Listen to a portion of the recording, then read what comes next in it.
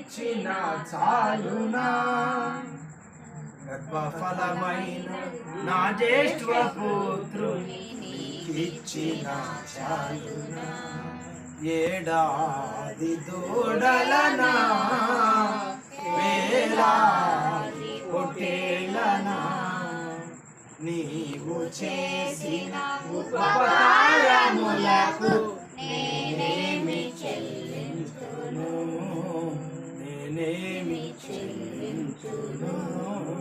ప్రేమ కలిగిన మా తండ్రి పరిశుద్ధమైన దేవా నీకు వందనాలు. గేదె నుండి తీయబడిన మొదటి పాలను జునుగా ఏర్పాటు చేసి పలహారంగా సిద్ధపరిచి బిడ్డలను ఆహ్వానించి సేవకుని ఆహ్వానించి అదిగో తండ్రి మన సంపద గారిని పెద్దవారు కుటుంబ సభ్యులందరం కూడా కలిసి ఈ నామం పేరిట కుటుంబం కొరకు అలాగే గేదె కొరకు ప్రార్థన చేయుటకు మీరు ఇస్తూ వచ్చిన అవకాశాన్ని బట్టి వందనాలు. గేదె నుండి తీయబడిన ఈ పాలను ఈ జున్ను పాలను మీరు ఆశీర్వదించండి. పలహారముగా ప్రార్థించి ఆ ప్రభావం అందించబోతూ ఉండగా బిడ్డలందరూ కూడా సంతోషంగా తీసుకొని దేవా ఆ గేదెను దీవించినట్లుగా సహాయించండి. ఆ గేదె కొరకు ప్రార్థన చేసినట్లుగా సహాయించండి. సేవకుని ప్రార్థన ఆలకించమని దేవుని దీవించమని దూడను దీవించమని మంచి పాల పుష్టి గేదెకు అనుగ్రహించండి. దూడకు మంచి ఆరోగ్యం ఇవ్వండి.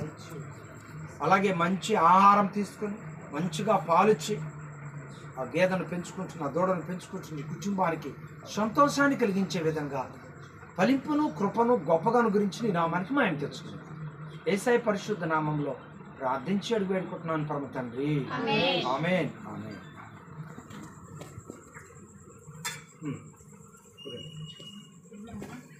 గ్లాసులో పెట్టుతాను చేతిలో